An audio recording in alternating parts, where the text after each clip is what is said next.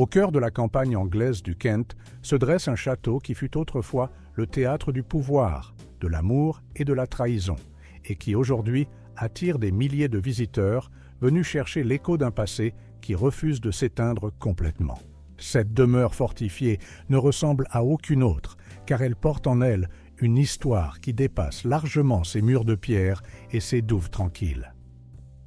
Pendant des siècles, elle fut le symbole d'une ascension fulgurante et d'une chute brutale, le lieu où une jeune femme grandit, sans imaginer qu'elle deviendrait reine d'Angleterre, ni que son nom serait à jamais associé à l'une des tragédies les plus célèbres de l'histoire britannique.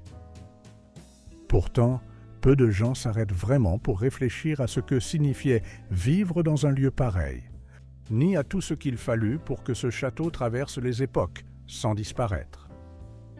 Pour que cet endroit fonctionne comme une véritable résidence, pour qu'il survive aux guerres, aux changements de propriétaires, aux abandons et aux restaurations, il fallut un effort constant, parfois invisible, qui impliquait bien plus que de la pierre et du mortier.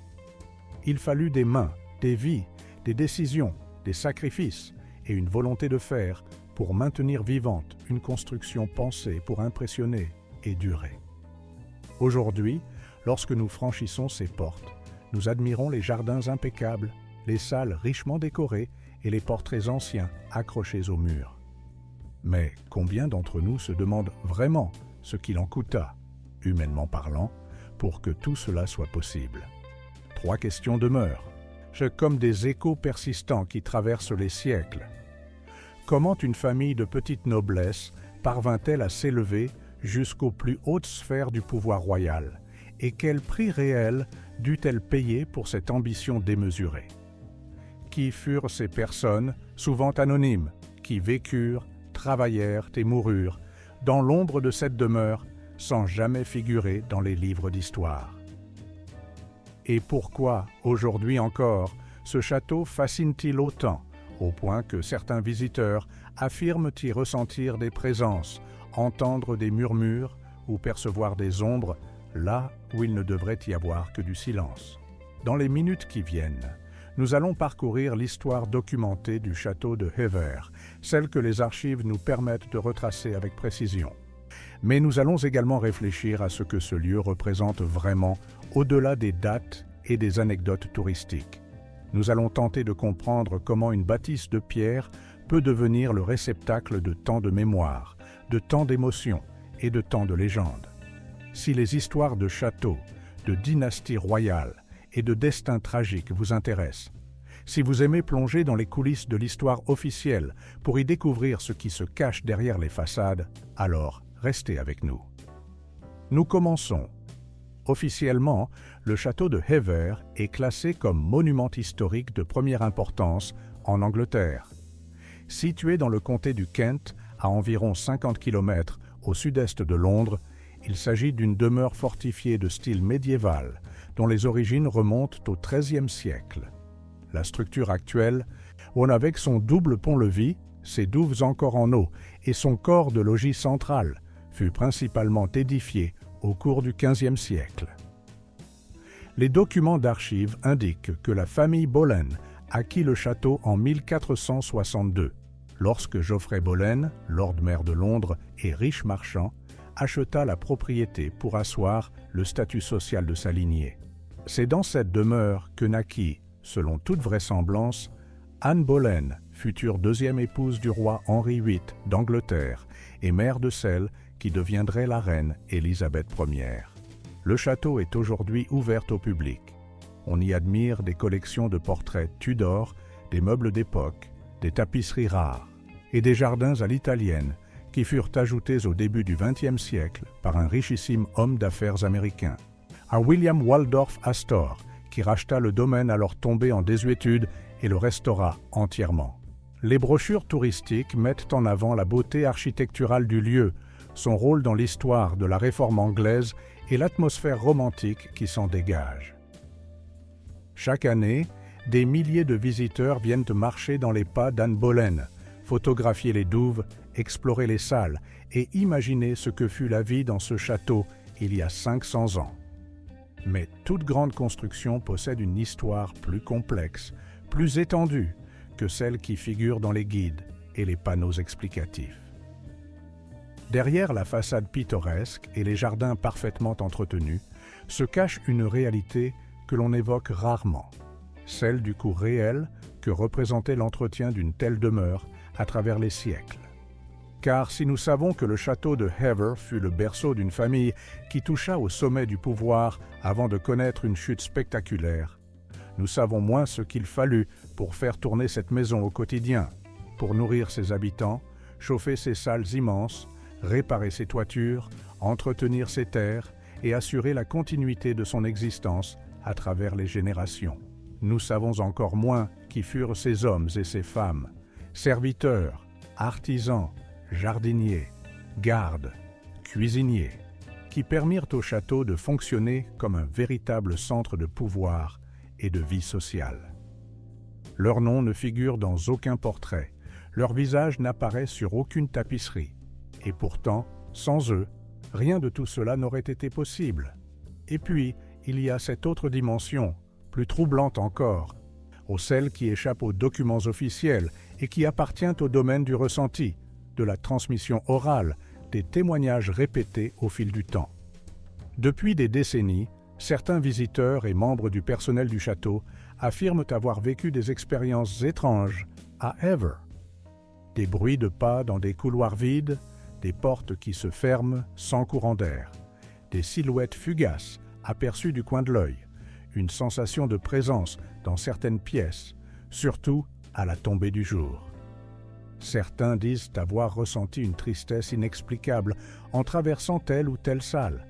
D'autres parlent d'une atmosphère lourde, presque oppressante, dans les anciennes chambres. Bien sûr, il serait absurde de prétendre que ces témoignages constituent des preuves de quoi que ce soit. Mais ils existent, ils se répètent, et ils font désormais partie intégrante de la légende du château de Hever. Alors, que s'est-il réellement passé ici? Qu'est-ce qui, dans l'histoire de cette demeure et de ses occupants, peut expliquer cette fascination durable, ce mélange de beauté et de malaise, cette impression tenace que quelque chose d'important, quelque chose de profondément humain, continue de résonner entre ces murs? Pour tenter de répondre à ces questions, il nous faut remonter le temps, revenir à l'époque où les Boleyn n'étaient encore qu'une famille ambitieuse, cherchant à s'élever dans la hiérarchie sociale de l'Angleterre du XVe siècle. Il nous faut comprendre comment une demeure fortifiée de taille moyenne devint le lieu de naissance d'une future reine, puis le décor d'un drame politique et personnel qui marqua à jamais l'histoire de toute une nation. Et il nous faut aussi accepter qu'il existe, dans chaque grand récit historique, des zones d'ombre, des silences, des vies oubliées qui, ensemble, composent une vérité bien plus vaste que celle que l'on peut lire dans les livres. Lorsque Geoffrey Boleyn acheta le château de Hever, il ne cherchait pas seulement à acquérir une propriété, il cherchait à acheter un statut, une légitimité, une place dans l'aristocratie terrienne anglaise. Car Geoffrey, bien que fortuné, n'était pas noble de naissance. Il était marchand, puis Lord Mayor de Londres, un homme d'affaires avisé qui avait su profiter des opportunités économiques de son époque. Mais dans l'Angleterre du XVe siècle, la richesse ne suffisait pas à garantir le respect social. Il fallait posséder des terres, des titres, une demeure digne de ce nom. Hever fut donc, dès l'origine, bien plus qu'une simple maison. Ce fut un projet, une ambition incarnée dans la pierre, une tentative de graver dans le paysage anglais le nom d'une famille qui entendait compter. Le château lui-même ne ressemblait pas encore tout à fait à ce que nous connaissons aujourd'hui. Il s'agissait d'une structure plus modeste, typique de ces manoirs fortifiés que l'on construisait à l'époque pour se protéger des troubles politiques et des conflits locaux. Les douves n'étaient pas un ornement, elles constituaient une véritable défense. Les murs épais, les fenêtres étroites, les tourelles d'angle, tout cela répondait à des préoccupations pratiques autant qu'esthétiques. Vivre dans un tel endroit, c'était accepter une certaine forme d'inconfort, des pièces souvent froides et humides, des espaces sombres. et une promiscuité parfois difficile entre les membres de la famille, les serviteurs et les invités. Mais c'était aussi affirmer son appartenance à une classe sociale en pleine transformation, celle de la petite noblesse terrienne, qui cherchait à imiter les grands seigneurs du royaume. Les Boleyn firent agrandir et embellir le château au fil des décennies. Ils ajoutèrent des salles de réception, améliorèrent les conditions de vie, installèrent des cheminées plus efficaces, des boiseries sculptées, des vitraux colorés. Tout cela demandait des moyens financiers importants, mais aussi une main-d'œuvre qualifiée, des artisans capables de travailler la pierre, le bois, le verre, le métal. Ces hommes venaient des environs, parfois de plus loin encore, attirés par la promesse d'un salaire ou simplement par l'obligation féodale de servir leur seigneur. Ils travaillaient longtemps, souvent dans des conditions difficiles, car les normes de sécurité n'existaient pas telles que nous les connaissons aujourd'hui. Les accidents sur les chantiers étaient fréquents, les chutes depuis les échafaudages, les blessures causées par les outils, les maladies liées à l'humidité et à la poussière. Certains mouraient, sans doute, avant d'avoir vu leur œuvre achevée. Mais leur nom ne figure dans aucun registre. Leur contribution est invisible, et pourtant, sans eux, le château de Hever ne serait jamais devenu ce qu'il est. Au début du XVIe siècle, le château était devenu la résidence principale de Thomas Boleyn, petit-fils de Geoffrey, homme cultivé, diplomate et courtisan habile. Et Thomas avait épousé Elizabeth Howard, issue d'une famille noble bien plus ancienne et prestigieuse que la sienne. De cette union naquirent 3 enfants qui allèrent jouer des rôles déterminants dans l'histoire de l'Angleterre: Mary, Anne et George Boleyn. Ces 3 noms, aujourd'hui encore, résonnent avec une intensité particulière, car ils furent tous 3 intimement liés à la cour du roi Henri VIII, à ses passions, à ses colères, à ses décisions politiques et religieuses qui bouleversèrent l'Europe entière. Mais à l'époque de leur enfance, lorsque Anne et ses frères et sœurs couraient probablement dans les couloirs de Hever, jouaient près des douves, exploraient les bois environnants, rien ne laissait présager un destin aussi exceptionnel et tragique. Anne Boleyn grandit donc dans ce château, entourée de livres, de musique, de conversations politiques et diplomatiques. Son père la fit éduquer à la cour de Marguerite d'Autriche, puis à celle de François Ier en France, où elle acquit cette élégance, cette vivacité d'esprit et cette culture qui la distinguerait plus tard à la cour d'Angleterre. Mais Hever demeura toujours son point d'ancrage, le lieu où elle revenait entre 2 séjours à l'étranger, l'endroit où se tissaient les alliances familiales, où se prenaient les décisions qui allaient sceller son destin. On imagine aisément ce que pouvait être la vie dans ce château à cette époque, un mélange de raffinement relatif et de réalité bien plus prosaïque, car même dans une demeure aristocratique, le quotidien était rythmé par des contraintes matérielles que nous avons du mal à concevoir aujourd'hui. Il fallait nourrir tout le monde, et cela signifiait gérer des réserves de nourriture, surveiller les cuisines, organiser les repas en fonction des saisons, des disponibilités, des hiérarchies sociales très strictes. Il fallait chauffer les salles, et cela demandait des quantités considérables de bois qu'il fallait couper, transporter, stocker, entretenir. Il fallait assurer la propreté, l'entretien du linge, la réparation des vêtements, des tapisseries, des meubles. Il fallait s'occuper des chevaux, des chiens de chasse, des faucons si prisés par la noblesse. Il fallait surveiller les terres, gérer les fermiers, percevoir les loyers, arbitrer les conflits locaux. Tout cela constituait un système extrêmement complexe, reposant sur une multitude de personnes dont le travail quotidien permettait à la famille Boleyn de vivre selon son rang et ses ambitions. Et parmi toutes ces personnes, combien laissèrent une trace dans l'histoire? Presque aucune. Nous connaissons les noms de quelques intendants, de quelques dames de compagnie liées à Anne Boleyn, mais la grande majorité de ceux qui permirent au château de fonctionner demeurent anonymes. Pourtant, ils furent nombreux, peut-être plusieurs dizaines, à vivre en permanence à Hever, à y travailler du matin au soir, à y vieillir, à y mourir parfois. Leurs vies se déroulèrent dans l'ombre de cette famille qui ne cessait de monter, portée par des ambitions de plus en plus hautes, jusqu'à ce qu'elle touche au sommet du pouvoir royal, un sommet qui se révélerait aussi dangereux qu'éblouissant. Lorsqu'Anne Boleyn revint définitivement en Angleterre au début des années 1520, elle avait environ 20 ans et possédait tout ce qu'il fallait pour briller à la cour du roi Henri VIII. Elle parlait couramment le français, maîtrisait les arts de la conversation, de la danse et de la musique, savait jouer du luth et chanter avec grâce. Elle n'était pas considérée comme une beauté classique, selon les critères de l'époque, qui privilégiaient les blondes aux traits doux, mais elle possédait un charme indéniable, une vivacité intellectuelle et une présence qui ne laissait personne indifférent.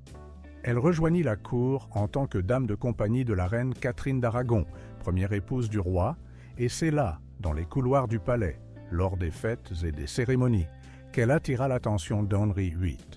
Ce qui se passa ensuite est bien documenté, même si les détails précis demeurent parfois incertains. Le roi, qui cherchait depuis plusieurs années à obtenir l'annulation de son mariage avec Catherine afin de pouvoir se remarier et obtenir un héritier mâle, devint obsédé par Anne. Contrairement à sa sœur Mary, qui avait été la maîtresse du roi sans obtenir grand-chose en retour, Anne refusa de céder aux avances royales tant qu'elle ne serait pas reine. Cette stratégie, audacieuse et risquée, finit par porter ses fruits, mais elle déclencha également une crise politique, religieuse et dynastique, sans précédent dans l'histoire anglaise. Pour épouser Anne, Henri VIII dut rompre avec l'Église catholique romaine, se proclamer chef de l'Église d'Angleterre et affronter l'opposition de nombreux sujets, nobles et religieux. Pendant toute cette période, qui dura plusieurs années, le château de Hever joua un rôle discret, mais réel. Anne y séjournait régulièrement, échappant ainsi à l'atmosphère étouffante de la cour, retrouvant sa famille, réfléchissant peut-être à la situation de plus en plus complexe dans laquelle elle se trouvait. On dit que le roi lui-même vint à Hever, qu'il s'y promena avec elle, qu'il lui écrivit des lettres passionnées qui ont survécu jusqu'à nous et qui témoignent de l'intensité de ses sentiments. Ces lettres, conservées aujourd'hui dans les archives du Vatican, révèlent un Henri VIII amoureux, suppliant, promettant tout à celle qu'il appelait son cœur et son unique amour. Mais elles révèlent aussi un homme habitué à obtenir ce qu'il désirait, peu importe le prix à payer pour les autres. En 1533, Anne Boleyn épousa enfin Henri VIII dans une cérémonie secrète, alors qu'elle était déjà enceinte. Mais quelques mois plus tard, elle fut couronnée reine d'Angleterre avec une pompe extraordinaire, et en septembre de la même année, elle donna naissance à une fille, celle qui deviendrait Élisabeth Ière. Pour Anne, ce fut sans doute un moment de triomphe immense, mais aussi d'inquiétude, car le roi attendait désespérément un fils. Le château de Hever, qui avait vu naître cette jeune fille de petite noblesse, se trouvait désormais lié à la couronne d'Angleterre de la manière la plus directe qui soit. La famille Boleyn avait atteint des sommets inimaginables quelques décennies plus tôt, mais comme souvent dans l'histoire, l'ascension fulgurante contenait déjà les germes de la chute. Car Henri VIII, s'il était capable d'une passion dévorante, était également un homme impitoyable, obsédé par la question de sa succession, et prêt à tout pour obtenir un héritier mâle légitime. Anne subit plusieurs fausses couches dans les années qui suivirent son mariage, et chaque échec éloignait un peu plus le roi. La cour, qui avait soutenu Anne tant qu'elle semblait invincible, commença à se retourner contre elle. Des ennemis puissants, notamment Thomas Cromwell, le principal ministre du roi, et les partisans de la défunte reine Catherine, cherchèrent à la faire tomber. Et en 1536, à peine 3 ans après son couronnement, Anne fut arrêtée, accusée d'adultère, de trahison et même d'inceste avec son propre frère Georges. Les accusations portées contre elle étaient très probablement fausses, fabriquées de toutes pièces pour permettre au roi de se débarrasser d'une épouse qui ne lui avait pas donné ce qu'il attendait. Les historiens s'accordent généralement sur ce point, même si quelques zones d'ombre subsistent. Ce qui est certain, c'est qu'Anne fut jugée, condamnée et exécutée le 19 mai 1536, décapité à la Tour de Londres par un bourreau spécialement venu de France, armé d'une épée plutôt que d'une hache, peut-être une dernière marque de respect, ou au contraire, une manière de souligner son étrangeté aux yeux de certains Anglais qui ne lui avaient jamais pardonné d'avoir pris la place de Catherine d'Aragon. Son frère Georges fut exécuté quelques jours plus tôt, accusé lui aussi de crimes qu'il n'avait sans doute pas commis. En l'espace de quelques semaines, la famille Boleyn fut décimée, et le château de Hever, qui avait connu la gloire, devint soudain le symbole d'une ambition punie. Que devint alors cette demeure ? Elle demeura propriété de la couronne, confisquée après la chute des Boleyn. Henri VIII l'offrit à Anne de Clèves, sa 4e épouse, après leur divorce à l'amiable. Anne de Clèves, qui avait eu la sagesse de ne pas s'opposer au roi, vécut paisiblement à Hever pendant plusieurs années, gérant le domaine avec efficacité, entretenant les terres, les bâtiments, assurant la continuité du lieu. Après sa mort, le château changea plusieurs fois de main, passant de famille en famille, perdant progressivement de son importance politique, devenant une propriété presque ordinaire, oubliée du grand public, parfois mal entretenue, parfois abandonnée pendant de longues périodes. Mais les murs se souviennent, dit-on, et si les pierres pouvaient parler, que raconteraient-elles des siècles qui suivirent la mort d'Anne Boleyn ? Peut-être dirait-elle que le château ne fut jamais vraiment le même après le drame de 1536.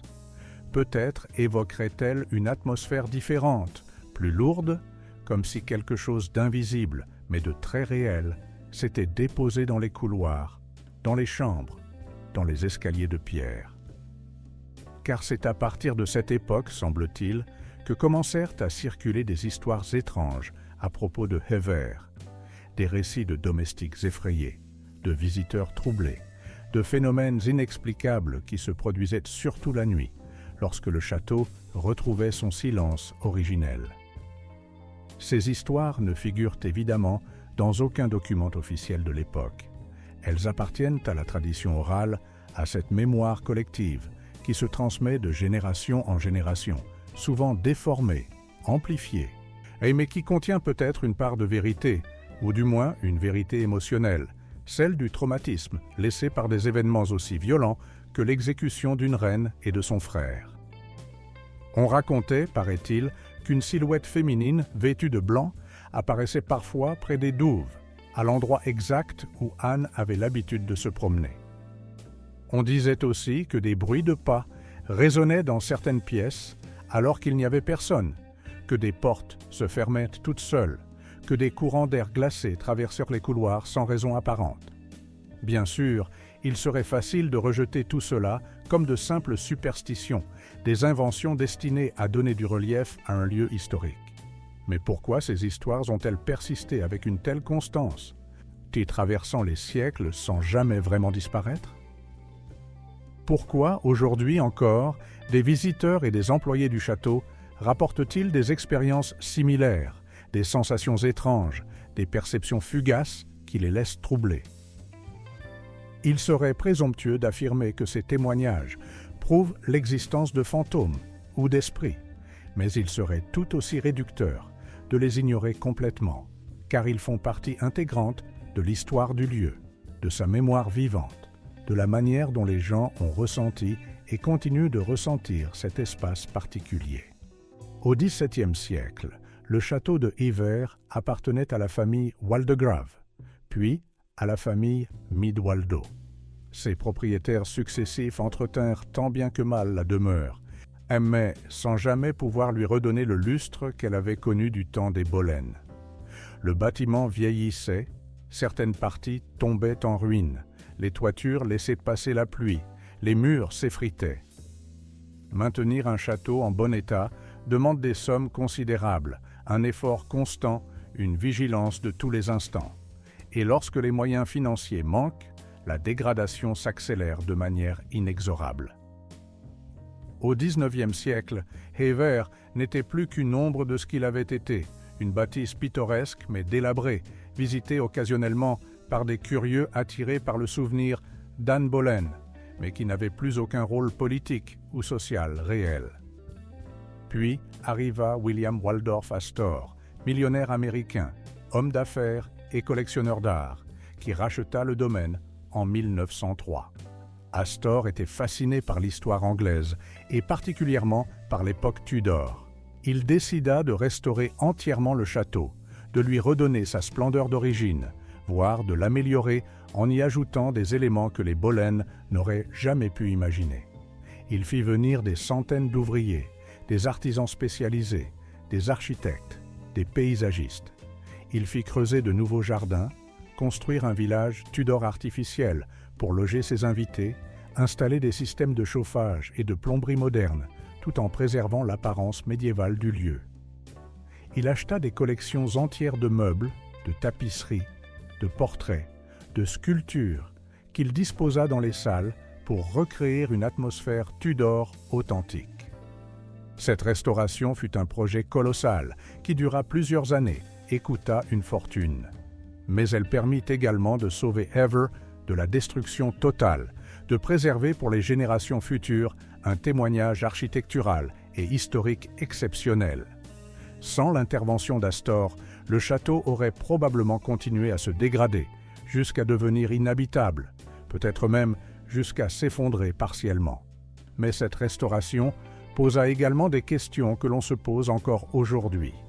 En transformant Hever en une sorte de musée vivant, en y ajoutant des éléments qui n'existaient pas à l'origine, Astor n'a-t-il pas créé une version idéalisée, presque fantasmée, de ce que fut réellement le château au XVIe siècle? Et cette version, aussi belle et impressionnante soit-elle, ne risque-t-elle pas de nous éloigner de la vérité historique et de nous faire oublier ce que fut vraiment la vie dans ce lieu il y a 500 ans? Vivre à Hever au XVIe siècle ne ressemblait en rien à l'image romantique que nous pouvons en avoir aujourd'hui. Les jardins à l'italienne que nous admirons, avec leurs statues classiques et leurs bassins symétriques, n'existaient pas. Le confort moderne dont bénéficia Astor au XXe siècle n'existait évidemment pas non plus. La vie quotidienne dans un château médiéval, même pour une famille aristocratique, était rude, soumise aux contraintes du climat, des saisons, des épidémies, des tensions politiques et sociales. Les pièces étaient froides et humides une grande partie de l'année, malgré les cheminées qui brûlaient en permanence. Les fenêtres, petites et souvent fermées par des volets de bois plutôt que par du verre, en laissaient passer peu de lumière. Les nuits étaient longues et sombres, éclairées seulement par des chandelles et des torches qui produisaient plus de fumée que de clarté. Se nourrir demandait une organisation complexe. Le château possédait ses propres terres agricoles, ses fermes, ses jardins potagers, ses vergers, ses étangs à poissons. Mais la production alimentaire dépendait entièrement des aléas climatiques, et une mauvaise récolte pouvait signifier des mois de restrictions, même pour les familles nobles. Les cuisines de Hever employaient sans doute plusieurs personnes, peut-être une dizaine, chargées de préparer les repas, de surveiller les cuissons, de gérer les stocks, de servir les plats selon un protocole très strict qui reflétait la hiérarchie sociale. Les membres de la famille mangeaient dans la grande salle, assis à une table surélevée, tandis que les serviteurs prenaient leur repas dans des espaces séparés, debout ou assis sur des bancs, avec une nourriture de qualité nettement inférieure. Il fallait également assurer l'approvisionnement en eau, et cela ne se faisait pas en tournant simplement un robinet. L'eau provenait de puits, de sources, parfois de la rivière toute proche, et devait être transportée à la main dans des seaux, des cruches, des tonneaux. La laver, la chauffer, l'utiliser pour la cuisine, pour la toilette, pour le nettoyage, tout cela demandait un travail constant, épuisant, principalement effectué par des femmes dont le nom ne figure nulle part. On estime qu'un château de la taille de Hever devait employer en permanence entre 20 et 50 personnes, selon les périodes et les besoins. Certains vivaient sur place, d'autres venaient des villages environnants chaque jour. Leur vie se confondait avec celle du château. Ils y passaient la majeure partie de leur existence, y vieillissaient, y mouraient parfois. Et que savons-nous d'eux? Presque rien. Les archives de l'époque ne mentionnent que rarement les domestiques, sauf lorsqu'ils sont impliqués dans des affaires judiciaires ou des événements exceptionnels. Ils demeurent invisibles, silencieux, oubliés par l'histoire officielle. Pourtant, sans eux, rien n'aurait été possible. Ni le confort relatif de la famille Boleyn, ni l'éducation raffinée d'Anne, ni les réceptions somptueuses que le château accueillait régulièrement, ni la maintenance des bâtiments, ni la culture des terres, ni la reproduction du statut social que les Boleyn cherchaient à tout prix à préserver et à améliorer. Chaque pierre du château repose, d'une certaine manière, sur le travail invisible de dizaines, voire de centaines de personnes qui traversèrent ces lieux sans laisser de traces. Lorsque nous parlons du château de Hever, nous parlons presque toujours d'Anne Boleyn, d'Henri VIII, de la rupture avec Rome, de l'exécution tragique de 1536. Nous parlons rarement de ceux qui nettoyaient les chambres où Anne dormait, qui cuisinaient les repas qu'elle mangeait, qui entretenaient les jardins où elle se promenait, qui réparaient les toitures au-dessus de sa tête, qui montaient la garde la nuit pour protéger le domaine des voleurs et des rôdeurs. Ces personnes ont pourtant existé. Elles ont vécu, aimé, souffert, espéré. Elles ont regardé Anne grandir, partir à l'étranger, revenir, monter sur le trône, puis disparaître brutalement. Que ressentirent-elles lorsqu'elles apprirent de son arrestation, son procès, son exécution? Furent-elles choquées, attristées, indifférentes? Nous ne le saurons jamais. Ce qui est certain, c'est que le château continua à fonctionner après la chute des Boleyn, comme il avait fonctionné avant leur arrivée, et comme il fonctionnerait encore pendant des siècles. Les propriétaires changeaient, les familles se succédaient, mais la structure demeurait, exigeant toujours le même effort constant pour rester debout. Au fil du temps, certaines parties du château furent modifiées, agrandies, réduites, selon les besoins et les moyens de chaque époque.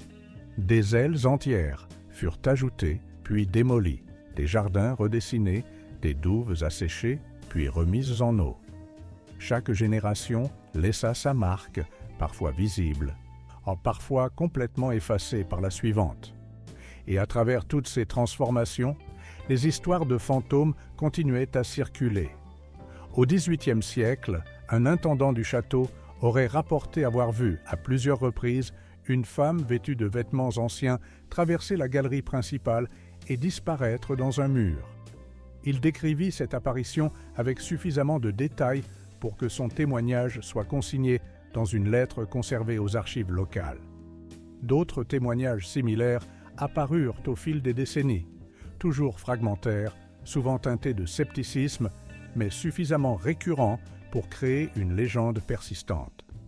Certains voyaient Anne Boleyn elle-même, reconnaissable à sa coiffe distinctive en forme de fer à cheval. D'autres apercevaient des silhouettes moins identifiables, des ombres fugaces et des formes indistinctes. Il serait facile de tout attribuer à l'imagination, à la suggestion, à la volonté de donner du relief à un lieu historique. Mais pourquoi ces phénomènes se concentrent-ils dans certains endroits précis du château, toujours les mêmes, génération après génération? Pourquoi certaines pièces donnent-elles systématiquement aux visiteurs une sensation de malaise, de froid inexplicable, de présence invisible? Des études ont montré que les lieux chargés d'histoire, surtout lorsqu'ils furent le théâtre d'événements traumatiques, peuvent effectivement produire des effets psychologiques sur les personnes sensibles. Les variations de température, les courants d'air, les craquements naturels du bois et de la pierre. Tout cela peut créer des illusions sensorielles que le cerveau interprète ensuite selon le contexte culturel disponible. Mais cela explique-t-il vraiment tout? Cela rend-il compte de la constance de ces témoignages, de leur précision parfois troublante, de la sincérité évidente de nombreuses personnes qui affirment avoir vécu quelque chose d'inhabituel à Hever? Il est probable que nous ne le saurons jamais avec certitude.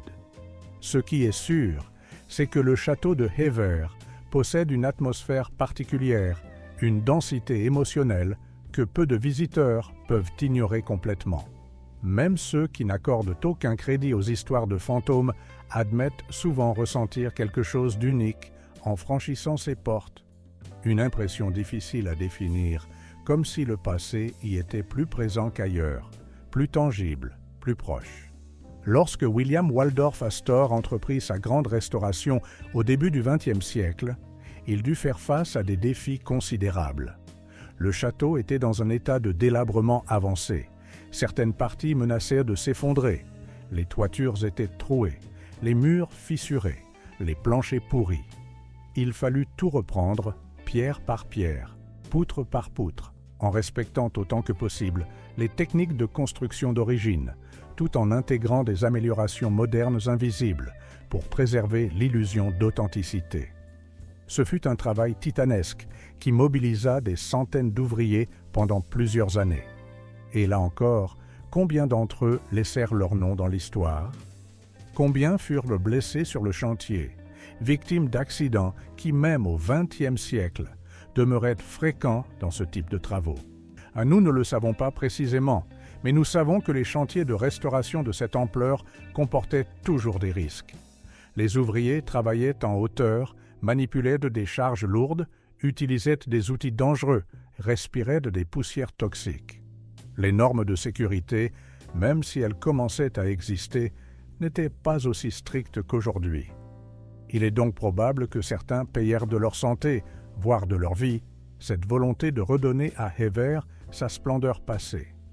Mais comme pour les artisans du XVe siècle, leur contribution demeure invisible, leur sacrifice anonyme, leur travail intégré dans la masse indifférenciée de ce que nous appelons simplement la restauration. Astor fit également construire un village Tudor, entièrement artificiel, destiné à loger les invités trop nombreux pour tenir dans le château lui-même. Ce village, composé de maisons à colombages, reproduisant l'architecture du XVIe siècle, fut édifié avec un souci du détail impressionnant, mais il n'avait évidemment aucune authenticité historique. Il représentait une vision idéalisée de ce que pouvait être un village anglais à l'époque des Boleyn, une sorte de décor de théâtre grandeur nature, luxueux et confortable, bien loin de la réalité rugueuse des véritables villages médiévaux. Cette création pose une question essentielle, celle de notre rapport à l'histoire. Que cherchons-nous vraiment lorsque nous visitons des lieux comme Hever? Voulons-nous comprendre le passé tel qu'il fut réellement, avec ses duretés, ses injustices, ses souffrances? Ou préférons-nous une version embellie, romanesque, où les châteaux sont toujours magnifiques, les jardins toujours fleuris, et où l'on peut s'imaginer dans la peau d'une reine sans penser à tout ce que cela impliquait vraiment? Les jardins créés par Astor sont spectaculaires. Inspirés des jardins italiens de la Renaissance, ils comportent des terrasses, des fontaines, des statues antiques, des allées bordées d'ifs taillés, des roseraies odorantes. Mais ces jardins n'existaient pas du temps d'Anne Boleyn. À son époque, les jardins de Hever étaient sans doute plus simples, plus fonctionnels, avec des potagers, des herbes médicinales, quelques parterres de fleurs peut-être, mais rien de comparable à ce que nous voyons aujourd'hui.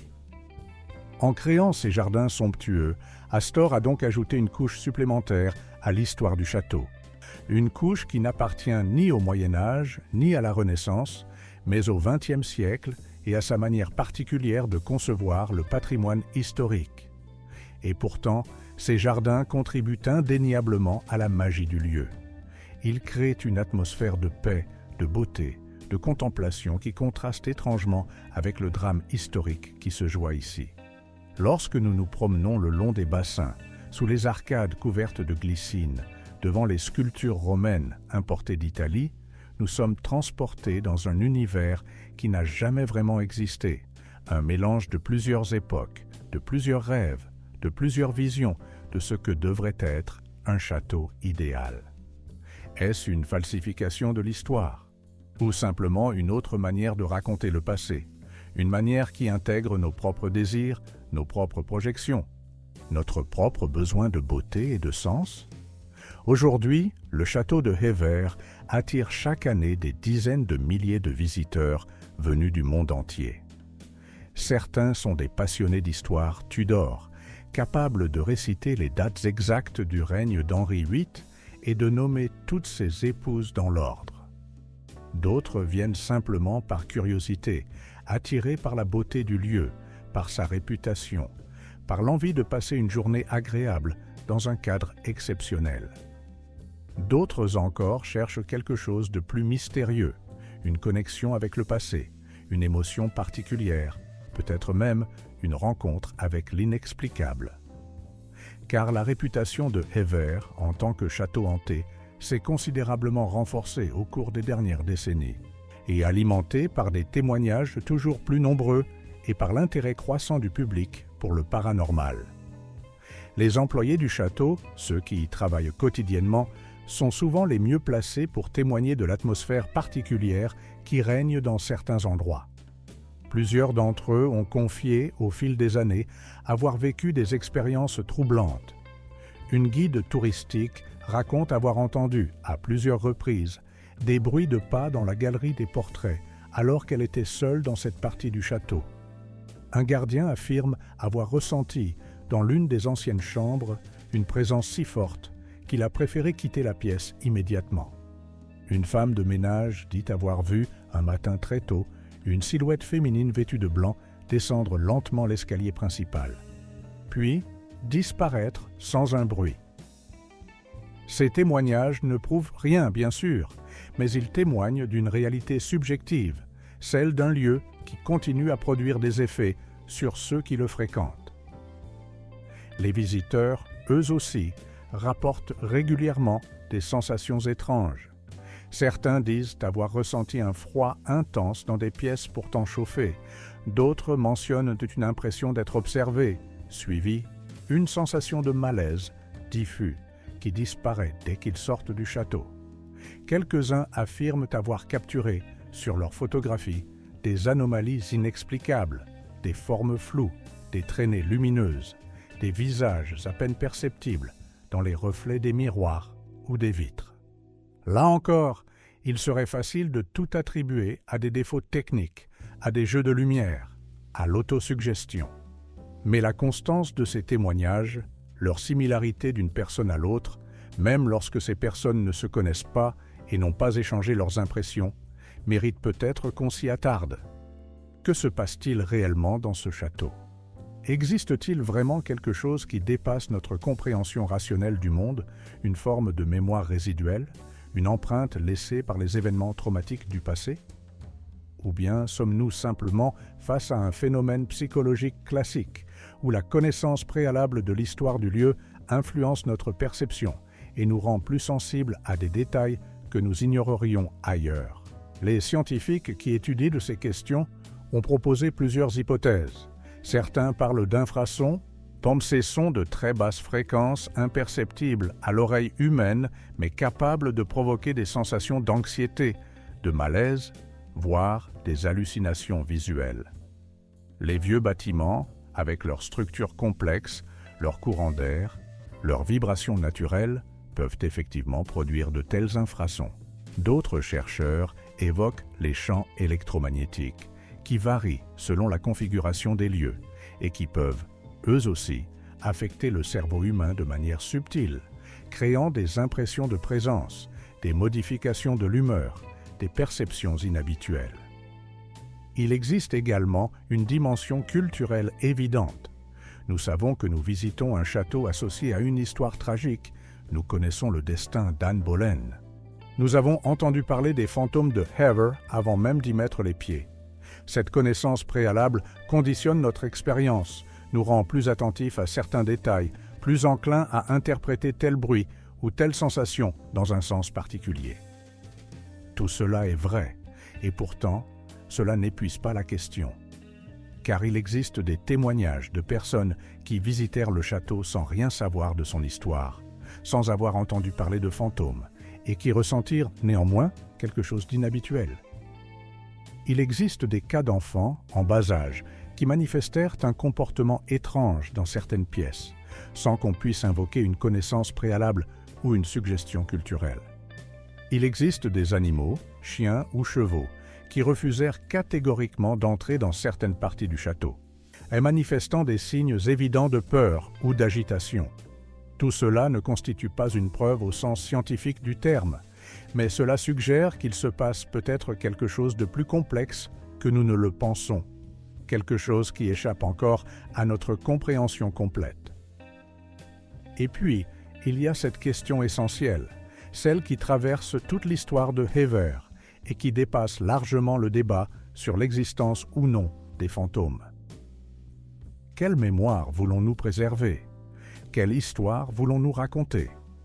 Lorsque nous visitons ce château, lorsque nous admirons ces salles somptueuses, ces jardins magnifiques, ces collections d'œuvres d'art, que célébrons-nous exactement? La beauté architecturale? Le génie artistique? L'audace d'Anne Boleyn? Ou bien perpétuons-nous, sans nous en rendre compte, une vision romanesque et édulcorée d'une époque qui fut également marquée par la violence, l'injustice, l'exploitation et la souffrance? Le château de Hever, comme tous les grands monuments historiques, est un palimpseste, un texte réécrit plusieurs fois, où chaque époque a ajouté sa propre couche de signification. Les Boleyn y inscrivirent leur ambition sociale. Henri VIII y grava sa passion destructrice. Anne de Clèves y chercha une paix méritée. Les propriétaires successifs y apposèrent leurs marques, leurs modifications, leurs abandons. William Waldorf. Astor y projeta son rêve d'une Angleterre Tudor idéalisée. Et aujourd'hui, nous y ajoutons notre propre lecture, notre propre fascination, notre propre besoin de comprendre ce qui nous relie à ce passé lointain et pourtant si présent. Peut-être que les fantômes de Hever, s'ils existent vraiment, ne sont pas seulement ceux d'Anne Boleyn ou de quelque autre personnage célèbre. Peut-être sont-ils aussi les fantômes de tous ceux qui vécurent, travaillèrent et moururent ici sans laisser de nom, sans laisser de portrait, sans laisser aucune trace visible de leur passage. Peut-être sont-ils la mémoire collective de toutes ces vies anonymes qui rendirent possible l'existence même du château, qui le construisirent pierre par pierre, qui l'entretinrent génération après génération, qui y plantèrent des jardins, y cuisinèrent des repas, y nettoyèrent des chambres, y montèrent la garde pendant les nuits froides. Peut-être que ce que nous ressentons parfois à Hever n'est pas la présence d'un esprit individuel, mais quelque chose de plus vaste, de plus diffus, une sorte de mémoire résiduelle de tous ces efforts, de toutes ces existences, de toute cette énergie humaine dépensée au fil des siècles. Cette lecture n'a rien de scientifique, bien sûr. Elle relève plutôt de la poésie, de la philosophie, d'une tentative de donner du sens à notre fascination pour ces lieux chargés d'histoire. Mais elle a peut-être le mérite de nous rappeler que l'histoire ne se réduit jamais aux seuls faits documentés, aux seules biographies des grands personnages. L'histoire est aussi faite de tout ce qui n'est pas dit, de tout ce qui n'est pas écrit, de toutes ces existences ordinaires qui furent la toile de fond indispensable sur laquelle se jouèrent les drames extraordinaires que nous retenons. Quand nous pensons à Anne Boleyn, nous imaginons une femme brillante, cultivée, ambitieuse, qui osa défier les conventions de son temps et qui paya cette audace du prix le plus élevé. Nous pensons à son ascension fulgurante, à ses 3 brèves années de règne, à son procès inique, à son exécution tragique. Nous nous demandons ce qu'elle ressentit durant ces derniers jours, enfermée à la Tour de Londres, sachant que l'homme qu'elle avait épousé, pour qui elle avait tout risqué, avait ordonné sa mort. Nous nous interrogeons sur ses dernières pensées, sur ses derniers mots, sur cette dignité qu'elle manifesta, dit-on, jusqu'au bout. Tout cela est profondément émouvant, profondément humain. Mais nous oublions trop souvent de penser à tous les autres, à ceux qui furent touchés indirectement par ce drame. Les serviteurs d'Anne, qui furent interrogés, parfois torturés, pour témoigner contre elle. Les habitants de Hever, et qui durent apprendre que leur ancienne châtelaine était devenue reine, puis qu'elle avait été exécutée comme une criminelle. Les artisans qui avaient travaillé sur la demeure, qui connaissaient peut-être Anne depuis son enfance, qui la virent partir vers la gloire, puis vers la mort, en l'espace de quelques années. Tous ces gens eurent leur propre vie, leurs propres émotions, leurs propres histoires, mais nous ne les connaîtrons jamais.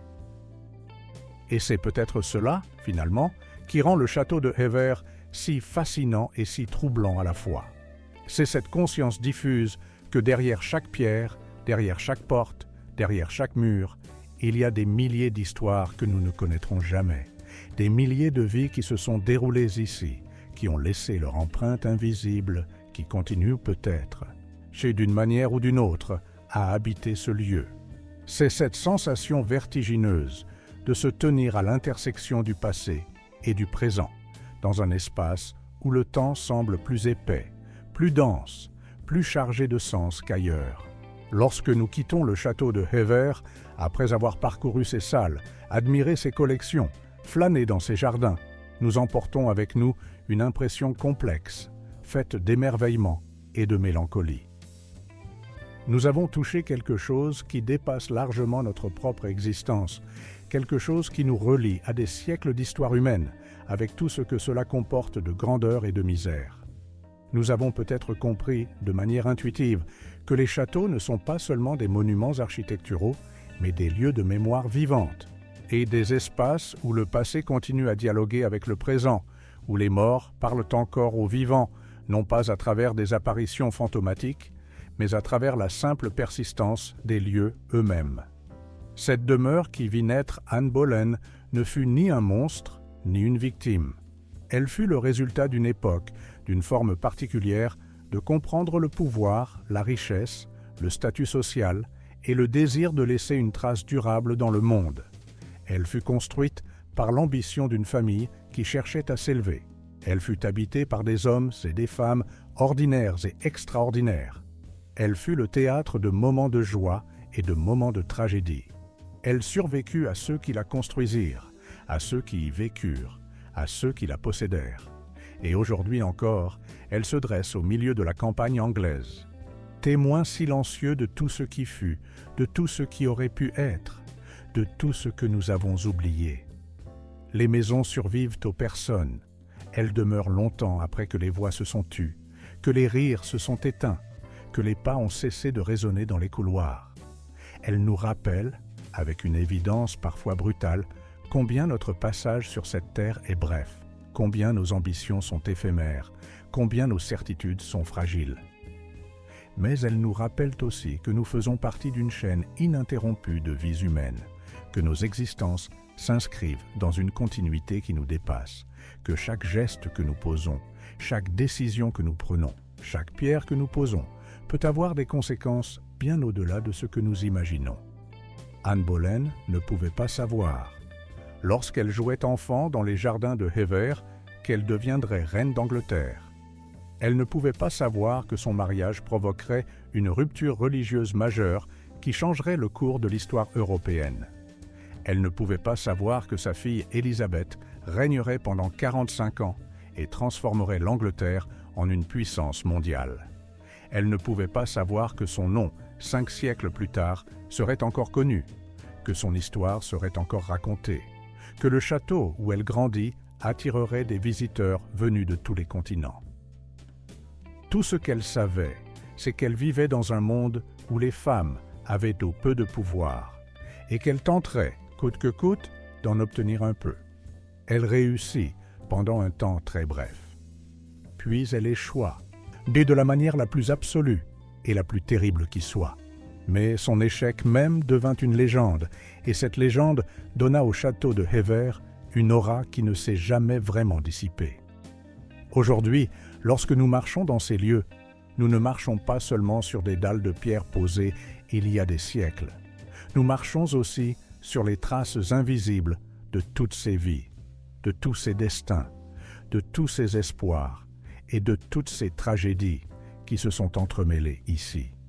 Et si nous tendons l'oreille, si nous ouvrons notre cœur, si nous acceptons de ressentir plutôt que de simplement regarder, peut-être entendrons-nous quelque chose, un murmure lointain, un écho presque imperceptible, qui nous dit que le passé n'est jamais vraiment mort, qu'il continue à vivre en nous, à travers nous, en aussi longtemps que nous acceptons de nous souvenir. Merci de nous avoir accompagnés dans cette exploration du château de Hever, de son histoire documentée et de ses légendes persistantes. Merci d'avoir pris le temps de réfléchir avec nous à ce que signifie vraiment la mémoire des lieux, la persistance du passé et notre propre fascination pour ces espaces où l'histoire semble plus présente qu'ailleurs. Reposez-vous bien.